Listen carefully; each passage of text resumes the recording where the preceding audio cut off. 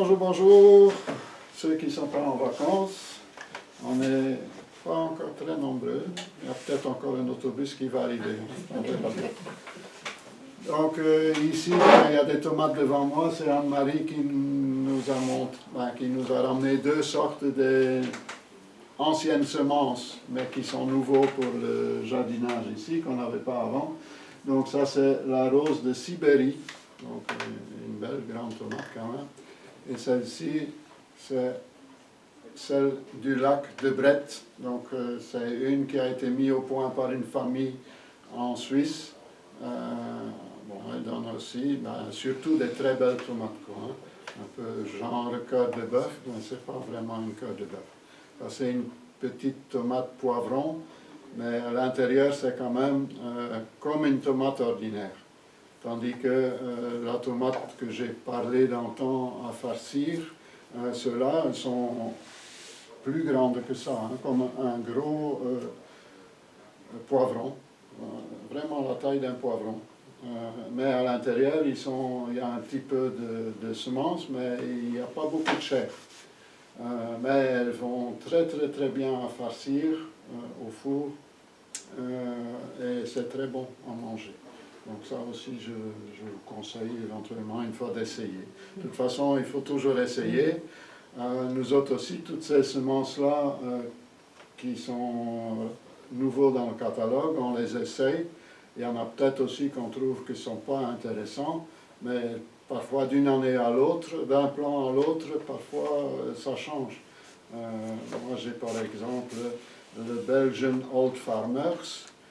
Certaines années c'est rempli de tomates et cette année-ci je dois chercher pour en trouver une par-ci par-là. Pourtant c'est la même variété.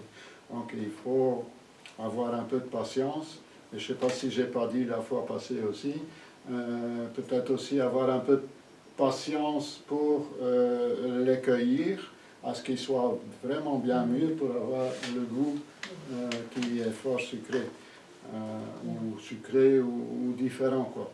Comme ici par exemple, parce que j'ai tellement de variétés, la Golden Boy, les premières que j'ai tirées, ils étaient jaune clair, et ici je me souviens, ils étaient jaune clair. Donc, mais aujourd'hui, elle est un petit peu derrière ma porte, donc elle n'a pas été suivie. Mais aujourd'hui, elle est au moins cette couleur-là. Donc on va goûter ce midi. Mais je suppose qu'elle sera d'un autre goût aussi que quand elle était jaune pâle, quoi. Hein? Donc on a parfois l'impression que c'est mûr et c'est que la pigmentation qui s'est mise à travailler et ils viennent mûrs un peu plus tard. Certains raisins, c'est comme ça aussi, comme la variété la muscat bleu. Quand ils sont bleus, ça dépend, il y a des gens qui n'aiment pas quand c'est fort sucré. Mais quand ils sont bleus, elles n'ont pas encore le bon goût. Et ça, c'est justement une variété qui peut rester plusieurs mois avec la couleur, comme quoi qu'elles sont mûres, qui ne périssent pas. Il y a d'autres variétés, ils ont pris leur couleur, et 3 semaines après, ils flétrissent. Tandis que la muscat bleue, elle reste intacte très longtemps, je dirais même 2 mois, qui peuvent être bleus, du moment qu'ils sont protégés des guêpes et des oiseaux, et elles deviennent de meilleures en meilleures. Donc, là, c'est un peu chacun à voir. Et la première chose qu'on cultive en jardinage, c'est la patience. Hein. Voilà. C'est pas l'épinard perpétuel, il s'appelle patience aussi, hein, mais bon. Je trouve que cette année, les raisins ont eu quand même vite une maladie. Moi, j'ai la Boscop Glory qui est résistante, normalement.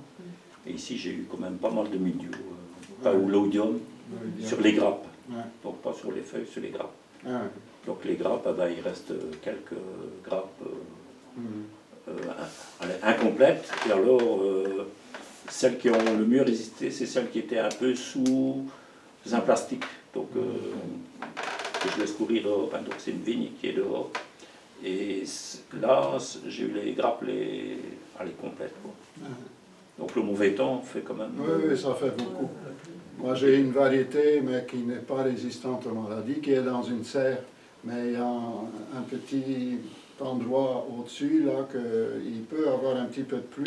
Les autres années, j'ai jamais eu de maladie. Cette année-ci, j'ai tout coupé parce qu'ils étaient foutus. Et ils risquaient de contaminer tout le reste, quoi. Mais la muscat bleue, jusqu'à maintenant, chez moi, dehors, n'est pas atteinte. Et l'avantage, c'est qu'elle fait des grappes très longues, avec des gros baies, mais espacés. Donc, parce que certaines variétés, ils sont tellement denses dans la grappe que ceux du milieu, ils éclatent parce qu'ils sont écrasés par les autres en poussant. Et à ce moment-là, on attrape la pourriture vraiment de l'intérieur. Presque les égrener. À ce moment-là, il faut les égrener. Tandis que cette muscat bleue, c'est pas la peine. Elles sont tout souples, elles ne se poussent pas l'une contre l'autre. Bon, maintenant, chacun il doit faire ses essais, comme je disais. Voilà, donc ça c'était une petite parenthèse. Et tout à l'heure, même pendant le cours, vous pouvez toujours poser des questions. Hein. Mais tout à l'heure, s'il nous reste du temps, on va faire un question-réponse. Donc si vous avez des questions à poser, ça sera d'autres peut-être que le cours. Ça sera peut-être le moment. On va essayer de répondre, hein. Je ne garantis rien. Donc septembre, semis urgent, ou bien jardinerie, mais c'est encore possible, donc semer les choux hâtifs. Choux hâtifs, c'est-à-dire les choux qu'on va manger fin de l'hiver, début du printemps. Donc c'est quand même intéressant d'avoir des choses à cette période-là. Donc ne négligez pas votre jardin, votre serre pendant l'hiver. Essayez aussi de cultiver pendant l'hiver. Donc ces choux-là, la plupart peuvent aussi aller dans la serre une fois que les tomates sont parties. Et comment faire pour les faire attendre qu'il y a de la place? Ben, moi je les mets déjà dans des grands pots. Bon, il faut souvent pour une famille, il en faut 5-6 par variété, ça suffit. Hein. Donc j'ai une série de pots là qui sont en attente. Et on peut aussi les planter au jardin, après les déterrer et les rentrer dans la serre. Et ils peuvent aussi rester dehors. Mais dehors, on a plus de risques de fortes gelées, de pigeons, peut-être plus de limaces aussi, quoique une serre, ils aiment bien aussi d'aller dans la serre. Mais bon, moi, ce que je suis surtout content, c'est les choux-fleurs de Malines et d'Erfurt. Hein, donc c'est encore possible. Ça aurait été mieux déjà avoir été semé. On dit le mois d'août, mais on n'est que le 1er septembre. Hein. Donc tu ne dis pas qu'on est septembre. Voilà, donc, et ce que j'aime bien, c'est surtout aussi les choux blancs, genre Express et Chicon cœur de bœuf. Donc c'est Erfurt là et Malines, c'est le 45000, 45015, et alors les Express c'est 30000 et Chicon cœur de bœuf c'est 31000. Ça c'est l'avantage de venir ici, hein, parce que vous notez le numéro et vous pouvez tout de suite vous servir. Tant que ça arrive sur le net, on est déjà 1 ou 2 semaines plus tard et on n'est pas sur place. Hein. Ça n'empêche pas de venir. Voilà, donc c'est les deux que je mets souvent. Maintenant, il y a aussi éventuellement le chou Rapadissima. Là, on va plutôt prélever des feuilles. Hein. C'est le 52 041 jusqu'à 044.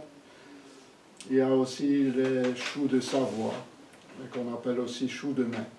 Ça, il faut regarder, je n'ai pas noté le numéro. Les choux de Milan, alors c'est des hâtifs. Hein. À chaque fois, il faut des variétés hâtifs, comme on dit.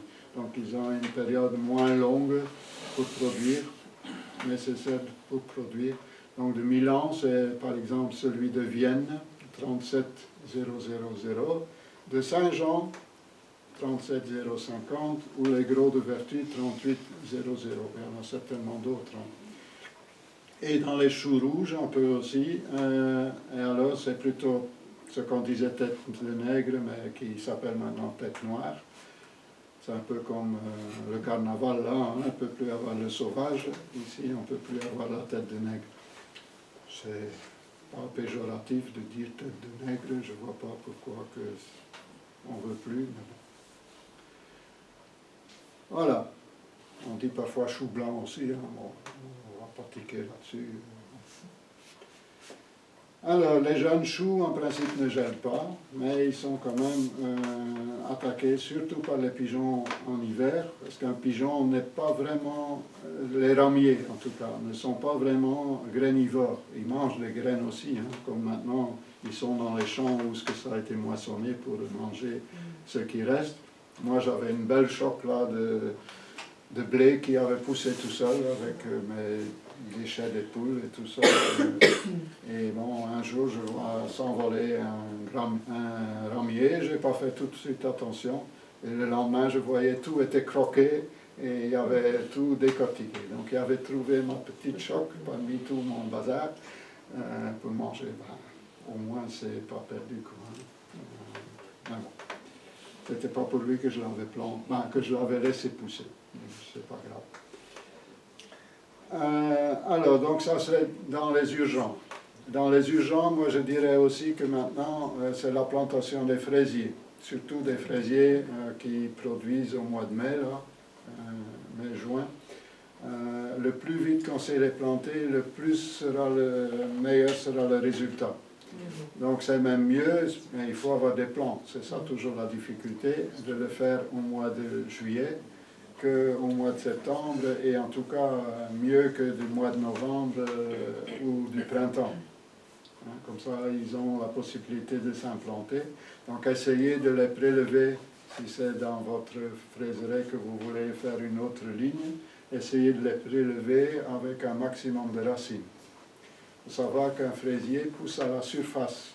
Donc les racines sont à la surface de la terre. C'est pour ça aussi que le fraisier, il vaut mieux pas biner auprès des fraisiers. Il faut plutôt tirer délicatement tout ce qui pousse qui n'est pas à sa place. Je ne voudrais plus parler de mauvaises herbes parce qu'il n'y a pas de mauvaises herbes. Hein, donc, et les recycler même sur place là où ils ont poussé. Hein.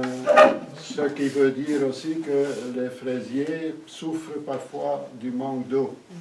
Hein, parce que c'est toujours en haut que ça sèche le plus vite. Hein. Donc, raison de plus, pendant l'été, de couvrir le sol le long des fraisiers, même maintenant. Hein, couvrir le sol pour éviter l'évaporation et que la terre se dessèche un peu de moi, j'ai déjà constaté que le plein soleil pour les fraisiers en été, quand il fait canicule, c'est très néfaste aussi. Ils n'aiment pas trop ça, en plus ils dessèchent très vite.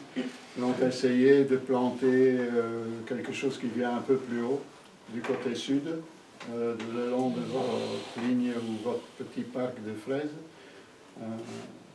Quand on met un petit peu des plantations d'ail pas trop loin, ou de toute la famille des oignons, ça, les fraisiers, ils aiment bien.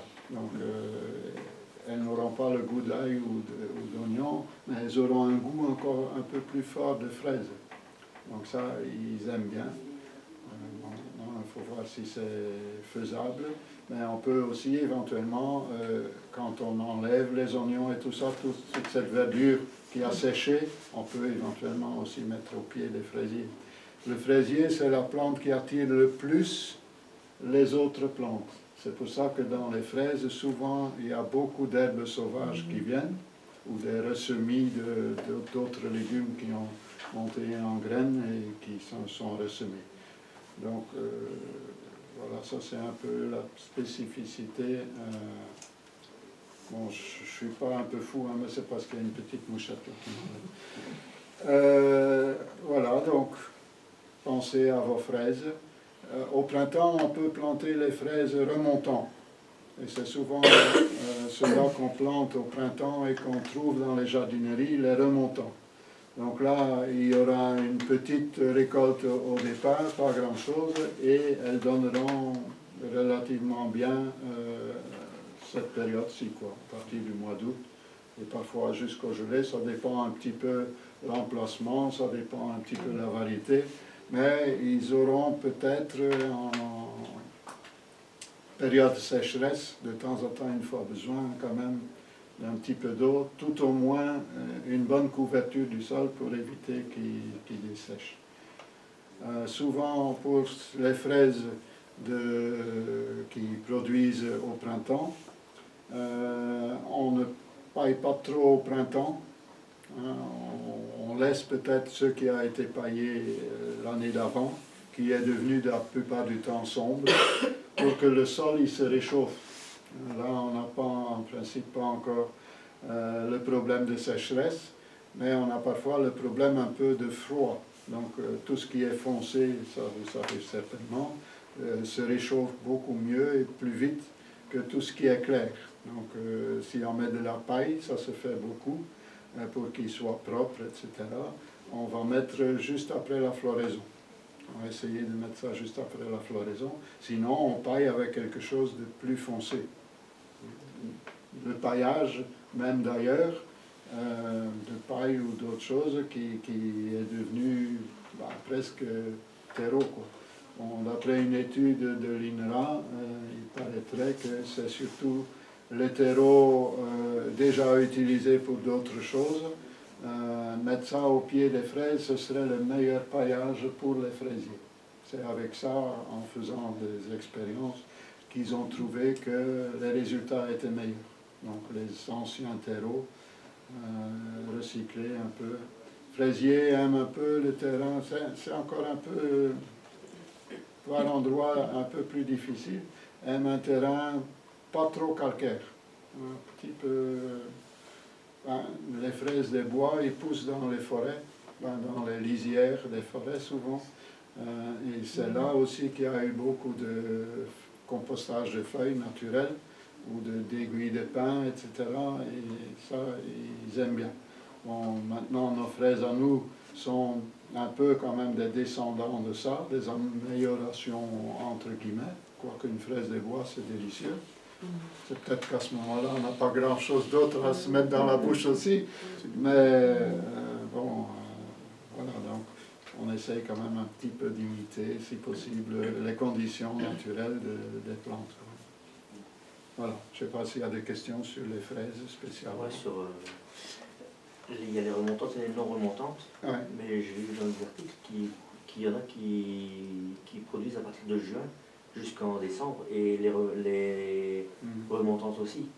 Mais il n'est pas expliqué la différence qu'il y a. Ben, peut-être qu'ils produisent moins alors au début. Mais elles produisent toute la saison là. Et ben, un peu plus tard.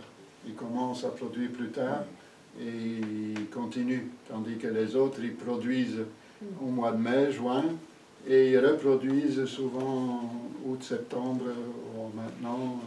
Ils arrêtent entre deux. Ils arrêtent un peu entre deux. Mais même certaines, comme la gariguette qui est fort reconnue surtout en France, je constate qu'ils reproduisent quand même très peu. Hein. Il y a quelques fraises, comme maintenant, j'ai quelques fraises qui viennent comme ça. On n'a plus l'habitude de chercher après, peut-être parfois on ne sait pas, mais bon, ils reproduisent une deuxième fois. La gariguette, c'est une des premières. Et c'est une de fort bon goût, quoi. Hein. Maintenant, il y en a d'autres et de nouvelles races aussi à expérimenter, à voir. Si vous voulez sauvegarder une variété spécifique, il ne faut peut-être pas trop les mettre près les uns des autres, parce que parfois, les stolons, ils vont en plus d'un mètre, et alors après, ils se mélangent.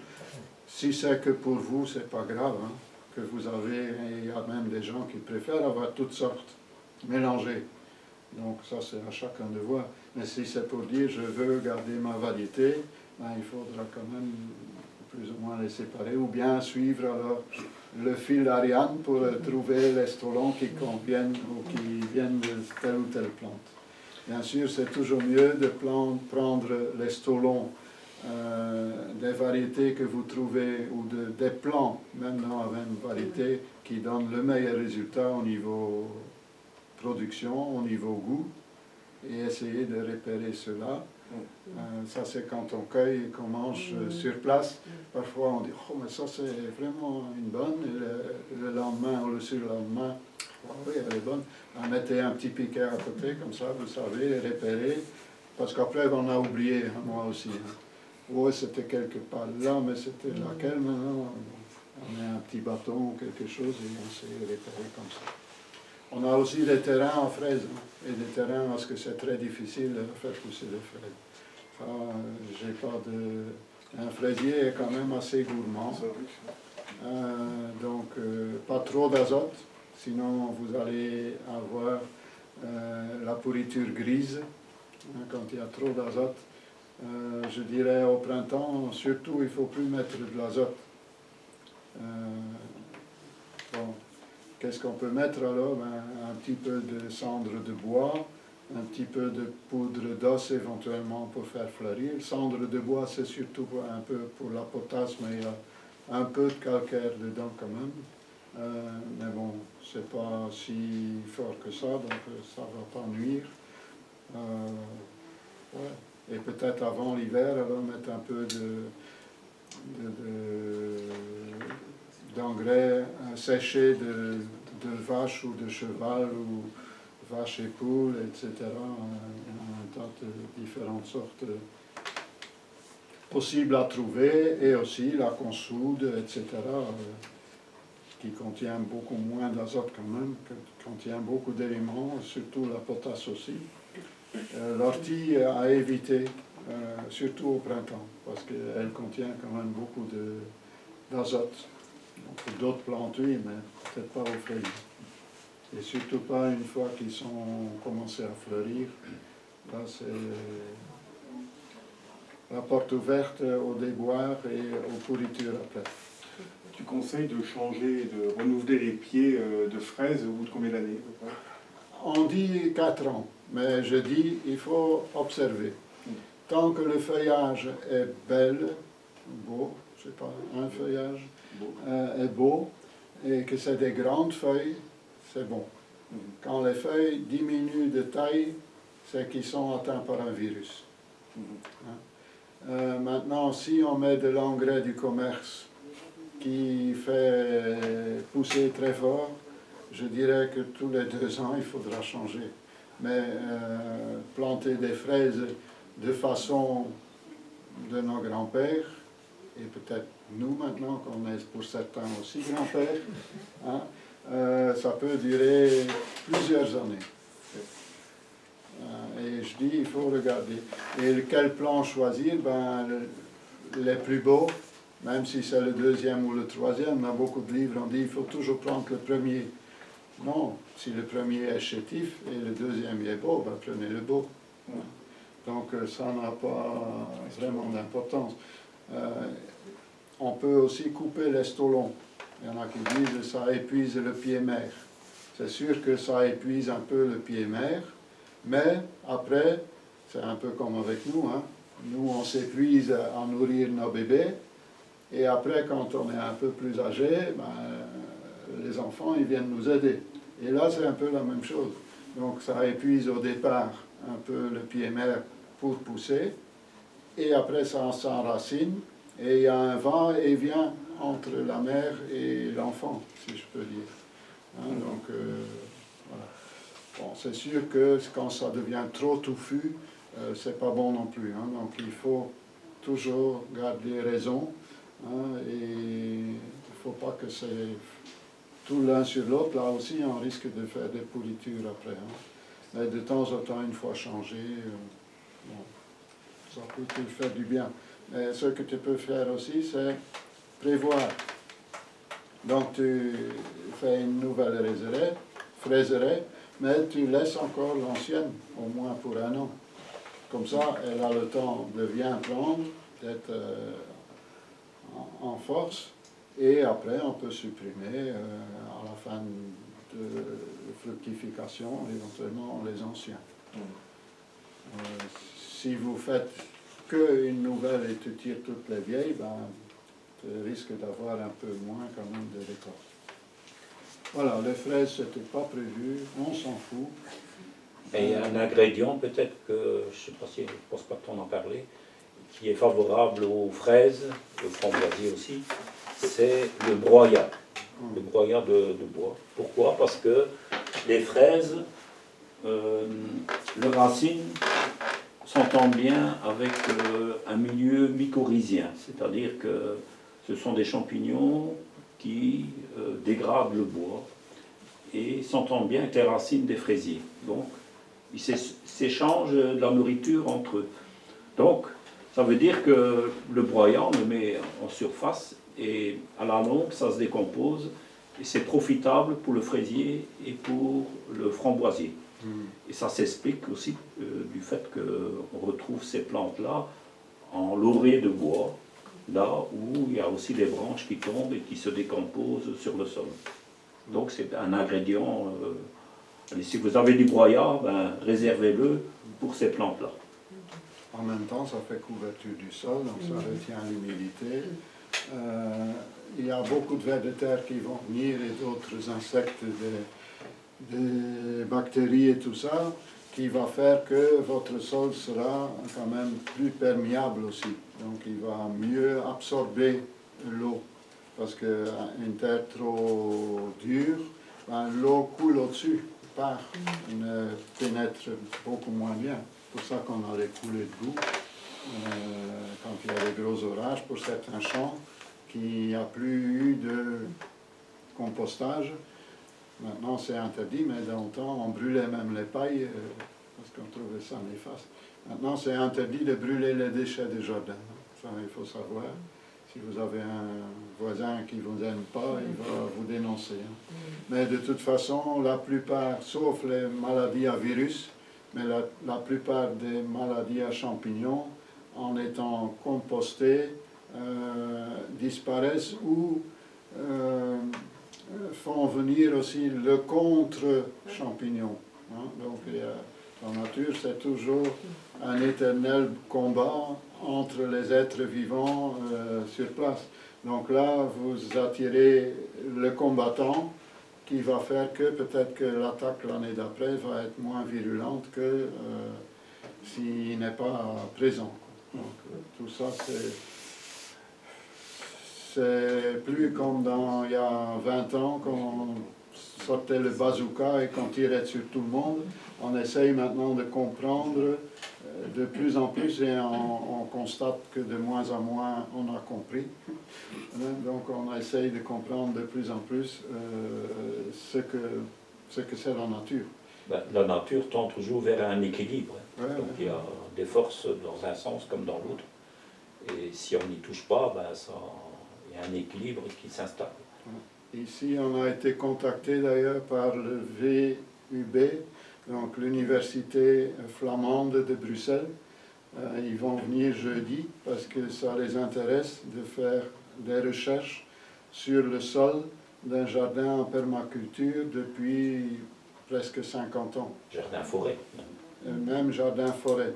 Donc ils voudraient étudier les mycorhizes et tout ce qui suit et tout ce qu'il y a, qui s'est développé depuis le temps que ce jardin a été... Les nématodes, les anti-nématodes.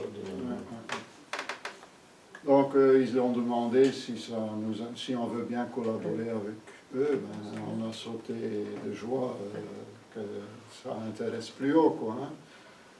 Donc ça peut que être bénéfique pour la société. Je vais peut-être pas dire pour les fraternités ouvrières, mais peut-être bien aussi qu'on va apprendre des choses, des gens qui s'y intéressent vraiment et élaborer des procès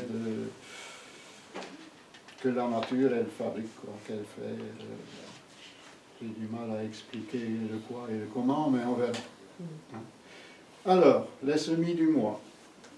Donc, les choux de Chine aiment bien la chaleur et l'humidité.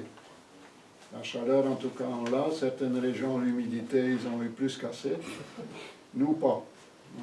Par ici, c'est que limite. Hein, parce que le sol, dès qu'il y a des plantes et qu'on remue un peu le sol pour tirer des pommes de terre ou autre, le sol est, en tout cas chez moi, relativement je ne vais pas dire sec, mais pas fort humide. Hein.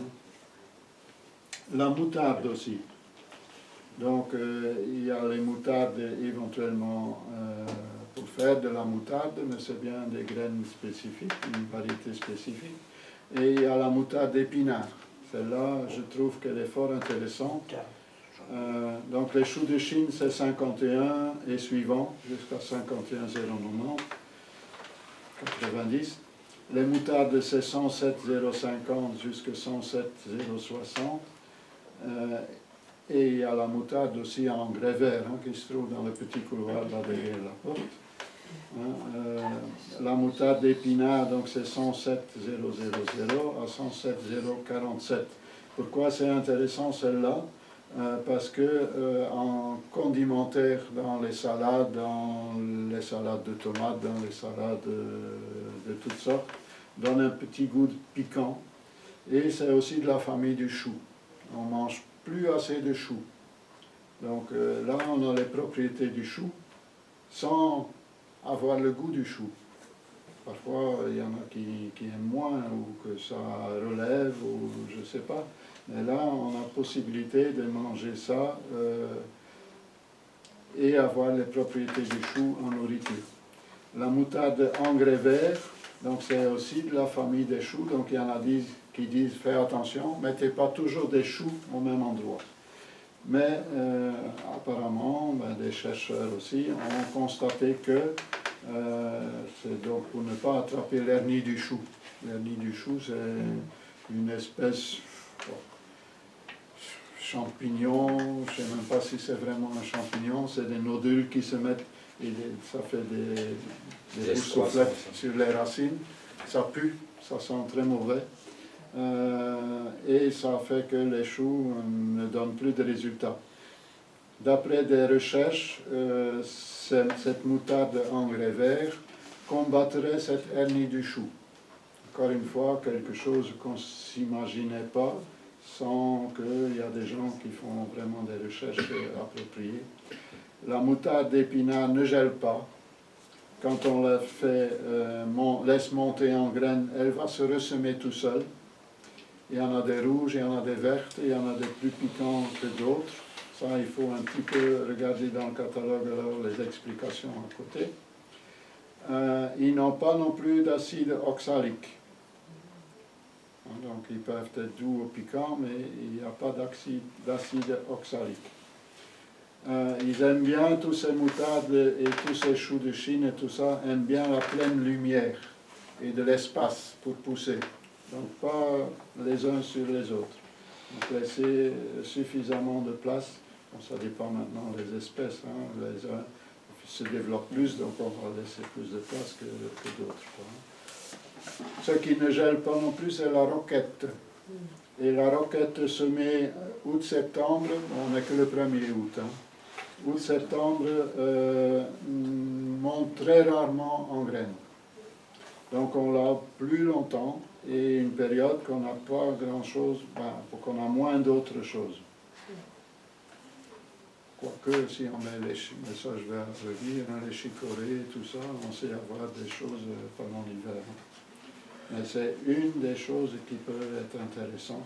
Il existe aussi la roquette vivace, c'est-à-dire qu'elle pousse pendant, à mon avis, une paire d'années, 2 ans, 3 ans, mais elle se ressème automatiquement. Donc on croit que c'est la même, mais finalement c'est des semis de celles qu'on a mis au départ. Moi, j'ai constaté ça maintenant, on l'appelle vivace, peut-être qu'elle est plus vivace que je pense, mais moi je trouve... Et encore une fois, les roquettes aussi, c'est la famille des choux, donc contiennent aussi les éléments qu'on a besoin pour être en bonne forme qui possèdent le chou.